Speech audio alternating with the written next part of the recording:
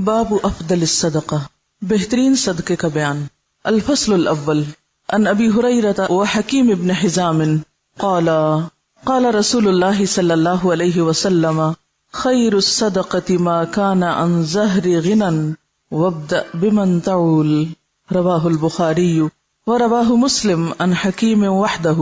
عن ابی ہریرہ، ابو ہریرہ رضی اللہ عنہ سے روایت ہے، وہ حکیم بن حزام اور حکیم بن حزام سے، قالا دونوں نے کہا، قال رسول اللہ صلی اللہ علیہ وسلم کہ رسول اللہ صلی اللہ علیہ وسلم نے فرمایا، خیر الصدقۃ بہترین صدقہ، ما کانا جو ہو، عن ظہر غنى بے پروائی کے ساتھ، وابدأ اور شروع کرو، بمن تعول ساتھ اس کے جن کی کفالت تم پہ واجب ہے، یعنی جن کی تم عیالداری کرتے ہو۔ رواہ البخاری، اسے بخاری نے روایت کیا، اور رواہ مسلم اور اسے مسلم نے روایت کیا، عن حکیم وحدہ، مسلم کی روایت میں صرف حکیم بن حزام ہے۔ حضرت ابو ہریرہ اور حکیم بن حزام رضی اللہ عنہما کہتے ہیں، رسول اللہ صلی اللہ علیہ وسلم نے فرمایا، بہترین صدقہ وہ ہے جو بے پروائی کے ساتھ دیا جائے، اور شروع کرو اس شخص سے جس کا نفقہ تم پہ واجب ہو۔ یہاں لفظ ظہر غنى استعمال ہوا ہے۔ ظہر کا مطلب ہوتا ہے پیچھے، اور غنا کا مطلب ہوتا ہے مالدار ہونا یا غنی ہونا، یعنی جب تم صدقہ کرو تو سب کچھ نہ دے ڈالو بلکہ اپنے لیے بھی کچھ باقی رکھو۔ اور دوسرا معنی جیسے کہ یہاں ہوا ہے کہ جو بے پرواہی کے ساتھ دیا جائے، یعنی انسان جب دے تو پھر نیکی کر دریا میں ڈال، بھول جاؤ۔ ایسا نہیں کہ تم دینے کے بعد پیچھا کرنا شروع کر دو، لینے والے پر احسان جتاؤ یا اس کو اذیت دو۔ اور اسی طرح ابتدا اس سے کرو جو تمہارا قریبی ہو، یعنی جن کی کفالت تم پہ فرض ہے، اپنے بیوی بچوں سے، اپنے گھر والوں سے، اپنے رشتہ داروں سے۔ اب یہاں پر بہترین صدقہ، نمبر 1 اس شخص کا صدقہ جو دل کے اطمینان کے ساتھ خرچ کرے، دے کے بھول جائے، لینے والے کو دکھ نہ دے۔ اس کو کیوں بہترین صدقہ قرار دیا گیا؟ اس کو اچھا صدقہ کیوں کہا گیا کہ یہ اچھا صدقہ ہے؟ دیکھیے، بہترین صدقہ وہ ہے جو بے پرواہی کے ساتھ دیا جائے۔ کیوں بے پرواہی کے ساتھ دیے ہوئے صدقے کو بہترین کہا گیا؟ اور ظہر کا معنی جیسے کہ آپ سب جانتے ہیں، پیٹھ یا پیچھے، غنن غنا کے، یعنی دینے کے باوجود پیچھے بھی کچھ باقی ہے، یہ مراد ہے اس سے۔ اور دوسرا، اگر غنا کو غنا نفس قرار دیا جائے تو اس سے مراد یہ کہ دینے کے بعد پھر آپ فقر یا محتاجی سے نہ ڈریں، جس کو دیا اس پر احسان نہ جتائیں، اور بے فکر ہو جائیں کہ ضائع نہیں ہوگا، ریٹرن آئے گا۔ ہونا تو یہ چاہیے تھا کہ سب کچھ دے ڈالنے کو بہترین صدقہ کہا جائے، لیکن یہاں یہ کہا جا رہا ہے کہ سب کچھ دے ڈالنا بہترین صدقہ نہیں۔ بہترین صدقہ وہ ہے کہ جب آپ دیں تو دینے کے بعد آپ خود محتاج نہ ہو جائیں۔ قرآن پاک میں اس کے بارے میں ایک آیت آتی ہے، کیا؟ وَلَا تَجْعَلْ يَدَكَ مَغْلُولَةً إِلَىٰ عُنُقِكَ وَلَا تَبْسُطْهَا كُلَّ الْبَسْطِ فَتَقْعُدَ مَلُومًا مَحْسُورًا۔ لَا تَبْسُطْهَا كُلَّ الْبَسْطِ، اسے روکا گیا ہے، سب کچھ دے ڈالنے سے روکا گیا ہے۔ کیوں؟ فَتَقْعُدَ مَلُومًا مَحْسُورًا، ورنہ تم خود عاجز، محتاج، درماندے، ملامت زدہ ہو کے بیٹھ جاؤ گے، خود لوگوں کے آگے ہاتھ پھیلانے لگو گے۔ اور بہترین صدقہ کون سا ہے؟ جو تم سب سے پہلے اپنے گھر والوں کے اوپر خرچ کرتے ہو۔ اب گھر والوں پہ خرچ کرنا فرض ہے، تو فرض کی ادائیگی پر اجر بھی زیادہ ہے، جیسے نفل پر بھی ثواب ہے، لیکن اگر آپ فرض نماز چھوڑ کر نفل پڑھ رہے ہیں تو نفل فائدہ مند نہیں، پہلے فرض ادا کریں۔ اسی طرح جب آپ باہر دینے لگے تو پہلے دیکھ لیں کہ گھر والوں کے پاس ہے یا نہیں۔ اب آپ سوچ رہے ہوں گے کہ وہ پھر ان صحابی نے گھر والوں کو بھوکا چھوڑ کے دوسروں کو کیوں دیا؟ بتائیے، ہر حکم کے اندر استثنائی صورتیں موجود ہوتی ہیں۔ جیسے غزوہ تبوک کے موقع پر حضرت ابوبکر نے جب سب کچھ دیا تو وہ ایک ایمرجنسی کی کیفیت تھی، اس وقت دین کے جغرافیائی سرحدیں جو ہیں ان کی حفاظت بھی مقصود تھی۔ اگر اس وقت مال خرچ نہ کیا جاتا اور بیوی بچوں اور گھر کو دیکھا جاتا تو پھر اگر دین ہی باقی نہ رہتا تو باقی کیا باقی رہتا؟ تو ایک بڑی ضرورت آ گئی سامنے۔ کچھ چیزیں ہیں جو عام حالات کے لیے ہیں اور کچھ ہیں جو خاص حالات کے لیے ہوتی ہیں۔ اسی طرح جس خاص کنڈیشن میں وہ شخص آیا تھا اس میں کہیں بھی اس کے لیے کھانا نہیں تھا، مسافر تھا، مہمان تھا، اور پھر وہ لفظ اگر آپ کو یاد ہو، اکرمی ضیف رسول اللہ صلی اللہ علیہ وسلم، کہ رسول اللہ کے مہمان کی عزت، یعنی یہ بھی ایک بہت بڑی بات ہے کہ کوئی شخص کہاں سے ریکمینڈ ہو کے آ رہا ہے، اس کے ساتھ مجھے کیسے معاملہ کرنا ہے۔ اور بعض اوقات میں بھی بھوکا، دوسرا بھی بھوکا، لیکن دوسرے کی بھوک میری بھوک سے زیادہ ہے، دو ضرورتیں سامنے آ گئی، تو پھر کیا دیکھا جائے گا؟ کس کی ضرورت زیادہ ہے، تو وہاں خرچ کیا جائے گا۔ وعن ابی مسعود قال قال رسول اللہ صلی اللہ علیہ وسلم اذا انفق المسلم نفقة على اہلہ وهو يحتسبها كانت له صدقہ متفق علیہ.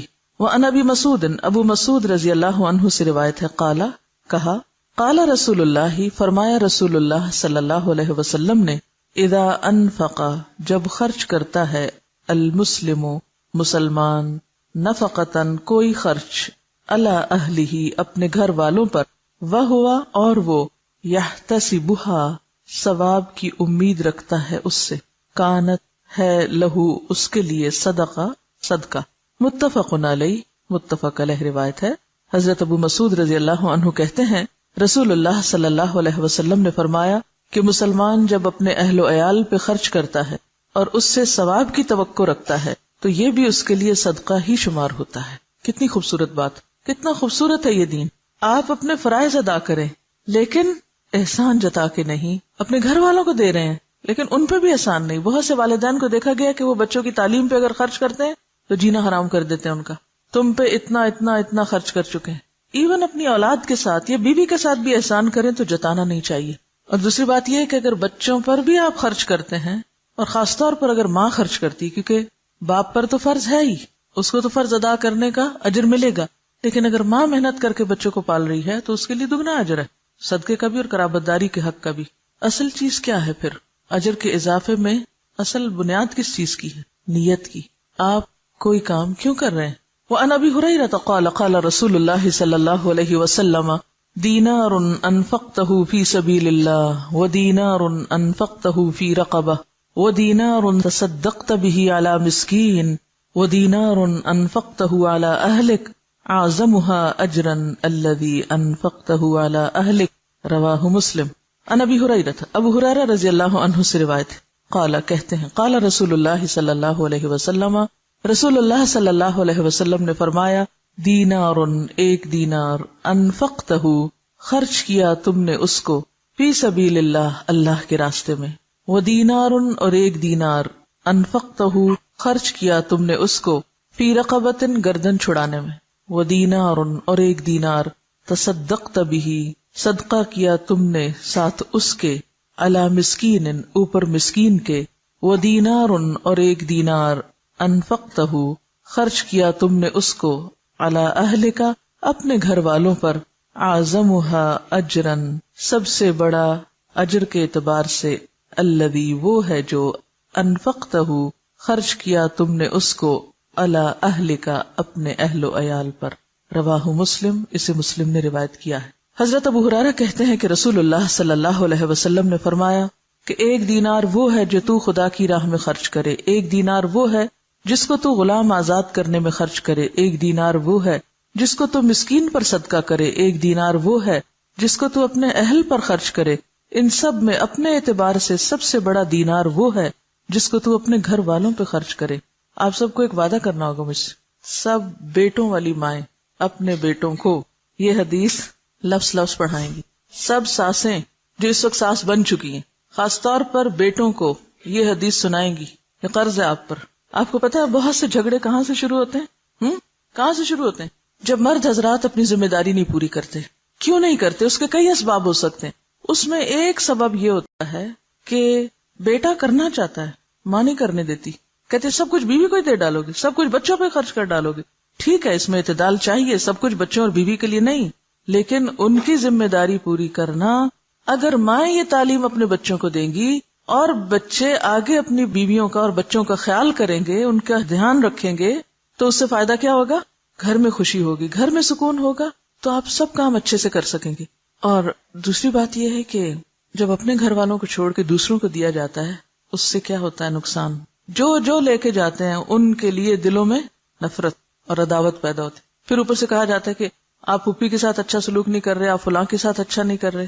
مائیں یہ تو بیٹوں کو ضرور سکھاتی، دیکھو بہن ہے تمہاری، اس کو بھی دینا ہے، یہ بھانجے ہیں، یہ بھتیجے ہیں، یہ فلاں ہے، یہ فلاں ہے، سب کو دینا. نہیں سکھاتے تو کیا نہیں سکھاتے؟ بیوی کو بھی دینا. بیوی کا اگر وہ شوہر دل جیتیں گے تو کس کو فائدہ ہوگا؟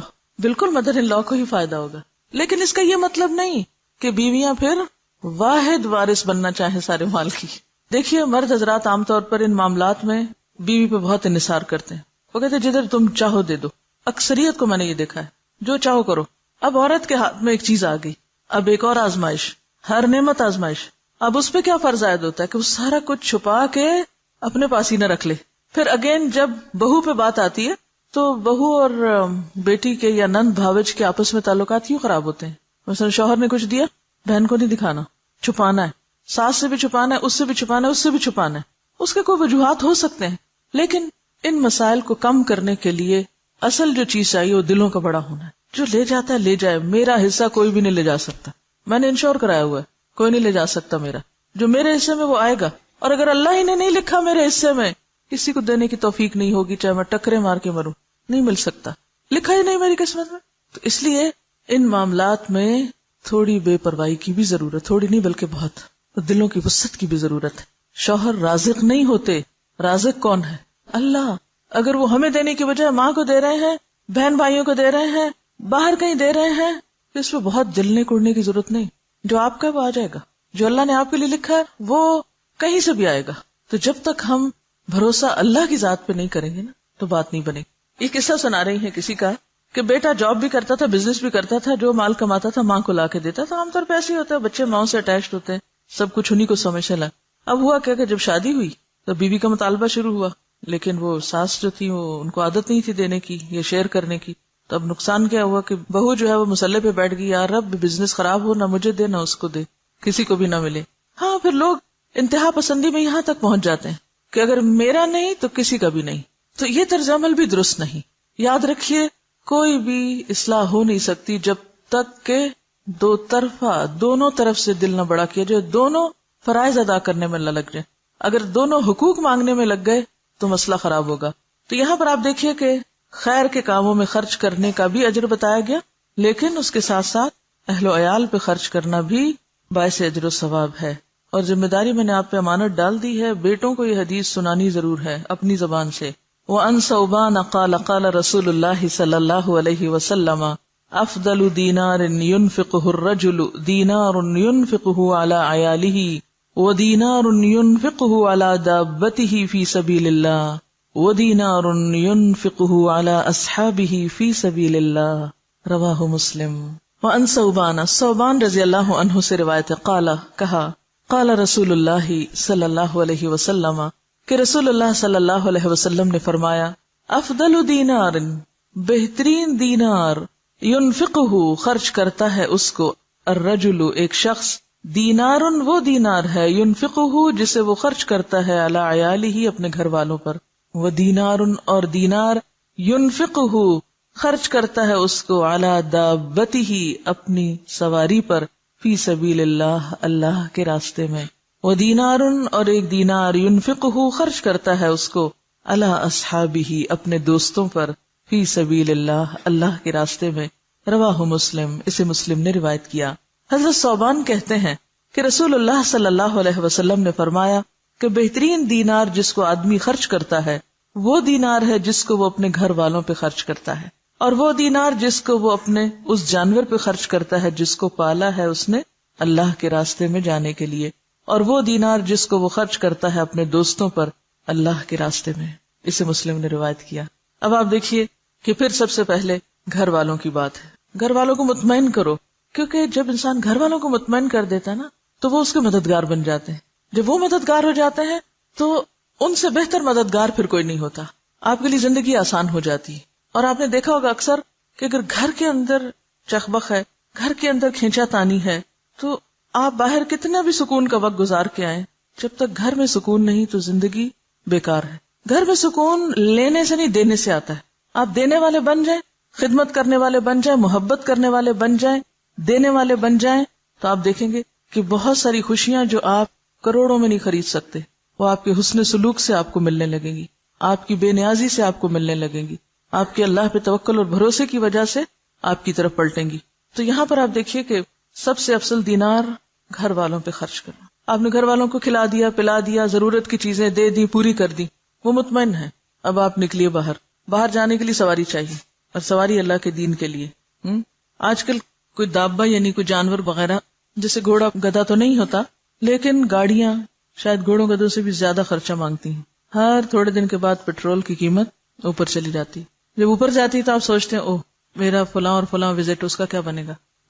پہلا خیال یہ نہیں آتا گھر کے کاموں کا کیا، پہلا یہ آتا اوہ اب تو شاید میں پڑھنے نہ جا سکوں، اب تو شاید میں فلاں جگہ درس پہ نہ جا سکوں، پیٹرول بہت مہنگا ہو گیا. اب یہ جو آپ صدقہ باہر ادھر ادھر کرتے رہتے ہیں وہ صدقہ اپنے ہی گاڑی میں کریں یا گاڑی کی مرمت. آپ کو پتا ہے کہ گاڑی کی مرمت بھی پھر ہزاروں مانگتی ہے، اسی گاڑی پہ لگائیں. اگر آپ کو کسی اور کو دینے کی نہیں بھی فرصت ملی تو جو گاڑی آپ اللہ کے راستے میں استعمال کر رہے ہیں وہ پیٹرول کھائے یا موبائل یا پھر مرمت CNG وٹ ایور، وہ کیا ہے؟ فی سبیل اللہ، صدقہ ہے. گاڑی پر لگانا صدقہ ہے. اور اگر آپ صدقے کی نیت سے لگائیں گے کہ یا رب یہ سواری اللہ کے راستے میں مجھے دور دور لے جاتی ہے تو بہترین صدقہ ہے. اور پھر اور بھی اچھا اگر اس گاڑی پہ آپ کچھ اور لوگوں کو بھی سوار کر لیں یا کسی کو دے دیں استعمال کے لیے. وَدِينَارٌ يُنْفِقُهُ عَلَىٰ أَصْحَابِهِ فِي سَبِيلِ اللَّهِ. اب جب آپ اللہ کے راستے میں نکلتے ہیں تو اکیلے کہاں نکلیں گے؟ اکیلے تو نہیں نکل سکتے، ساتھ ہوں گے نا ساتھی. جب ساتھی ساتھ ہوں گے، کسی کو کھانا چاہیے، کسی کو سواری چاہیے، کسی کو کتاب چاہیے، کسی کو کچھ چاہیے. پہلے گھر والوں کو مطمئن کیا، پھر راستے کا انتظام کیا، پھر جہاں گئے وہاں جو آپ کے ساتھی ہیں ان کی ضروریات کا خیال رکھا. بہترین صدقہ. آپ کو حدیث یاد ہے جس میں آتا ہے کہ بندوں کی محبت اگر چاہیے تو کیا کرو؟ جو کچھ بندوں کے ہاتھ میں ہے اس سے بے نیاز ہو جائے. بندے تم سے محبت کرنے لگیں گے. اور جب تک تم بندوں کے ہاتھ کی چیز کے پیچھے پڑے رہو گے محبت نہیں ملے گی ان سے. اور ونس وہ محبت کرنے لگ جائیں تو پھر آپ دیکھیں ان سے آپ کچھ بھی کروا سکتے ہیں، پھر مشکل نہیں ہوگا. ہم گھر والوں سے کھینچا تانی جب رکھتے ہیں تو نتیجتاً نہ وہ ہماری مانتے نہ ہم ان کی مانتے ہیں. تو گھروں کی کشمکش دور کرنا ضروری ہے اور اس کے لیے مال اہم کردار ادا کرتا ہے. جو دینے والے نہیں ان کو دے کر سکھائیں. بعض لوگوں کو دینا آتا ہی نہیں، سیکھا ہی نہیں، بچپن سے ہی بخل پہ ٹریننگ ہے. اور سب سے بڑی بات ہی نا کہ اگر ماں باپ صرف یہ چند حدیثیں بھی بچوں کو سکھا دیں، بچپن میں ہی ذہن میں ڈال دیں، تو آپ دیکھیں گے کہ بڑے ہو کر وہ دل اتنے تنگ نہیں رہیں گے. اور جو ماں باپ ہی یہ سکھائیں کہ نہیں بس جمع کرو، کٹھے کرو، بچاؤ، کسی کو دینے کی ضرورت نہیں، پہلے اپنا آپ دیکھو، کیونکہ عموماً تو ٹریننگ اسی ڈھنگ پہ ہوتی ہے نا. تو پھر بڑے ہو کر عادت ہی نہیں ہوتی دینے کی، لہٰذا گھروں کے اندر ایک مسلسل جنگ کی کیفیت رہتی، رونا دھونا باقی رہتا ہے. عملی طور پر بچوں کے ہاتھ سے دلوانا شروع کریں. بہن بھائیوں کو دلوائیں، کیونکہ عام طور پر فقیر کو پھر بھی دے دیتے ہیں بچے، لیکن بہن بھائی کو چیز نہیں دیں گے. تو بہن بھائیوں میں شیئرنگ کی عادت ڈالیں، یہ چیز تمہارے لیے اور یہ چیز سب کے لیے. ہمارے والد جب کوئی چیز گھر میں لاتے تو بچوں سے کہتے سب کو تقسیم کرو، کوئی ڈرائی فروٹ ہو، کچھ بھی، تو کہتے اچھا آج فلاں تم ادھر آؤ، سب کو دو. اس سے دینے کی عادت پڑتی اور اپنوں کو دینے کی عادت پڑتی، ورنہ انسان اپنوں کو دینے میں بعض اوقات زیادہ بخیل ہوتا ہے. دسترخوان سے یہ ٹریننگ شروع کی جائے. ہمارے والد ہمیں کہتے تھے کہ عید تمہیں رمضان میں مل جائے گی کیونکہ رمضان میں ثواب زیادہ ہوتا ہے، تو میں تم لوگوں کو عید رمضان میں دینا چاہتا ہوں. ہمیں ہمیشہ عید ایک دن پہلے مل جاتی تھی، 2 دن پہلے. جب مل جاتی تھی تو پھر کہتے تھے اب تم اللہ کے راستے میں نہیں دو گے، پھر ہم ہی سے نکلواتے تھے. تو اس وقت تو دل بہت تھوڑا ہوتا تھا کہ یہ کیا مشکل ہے. تو یہ ہے کہ یعنی گھر میں کوئی ایسی چیز رکھ لیں جس میں ڈالتے جائیں بچے، کوائنز ڈالنے کا، کوئی برتن، کوئی پاٹ، کوئی اینی تھنگ. اور پھر جب وہ بھر جائے تو پھر جا کے خود اپنے ہاتھ سے خرچ کریں، یعنی اللہ کے راستے میں دیں، جہاں بھی دلوانا ہو آپ کو. عیدی کی اگر آپ نے بایوگرافی پڑھی، میں نے ساری پڑھی، 3 دن میں پڑھی تھی میں نے، اور بہت کچھ سیکھا تھا میں نے اس میں وہ لکھتے ہیں کہ اس کام کے کرنے کے پیچھے کون تھا. کہتے ہیں میری ماں بالکل پڑھی لکھی نہیں تھی اور بہت غریب گھرانے سے تعلق رکھتے تھے، لیکن ماں ان کے ہاتھ سے بہت صدقہ کرواتی تھی. وہ کہتے ہیں کہ وہ ایک چھتی کے اوپر وہ رکھی ہوئی ہوتی تھی ایک کٹورا یا پیالہ، اور اس میں پیسے ہوتے تھے، مجھے چڑھا کے اترواتی تھی، پھر کہتی جاؤ وہاں دے کر آؤ، اور مجھے دوڑاتی تھی دور دور تک گاؤں میں، اور جہاں جہاں ضرورت ہوتی تھی وہاں مجھے بھیجتی تھی. تو وہ کر کر کے ایک ایسی عادت پڑی کہ پھر وہ کیے بغیر چین بھی تو نہیں آتا. جب آپ کو بچپن سے عادت پڑ جائے تو پھر آپ نہیں چھوڑ سکتے، پھر وہ رگ رگ میں چلا جاتا ہے. اور بچپن سے بخل پہ بچوں کو پالے، رگ رگ میں بخل گھس جائے گا، ساری زندگی خود بھی اذیت اٹھائیں گے اور دوسروں کے لیے بھی وبال جان ہوں گے.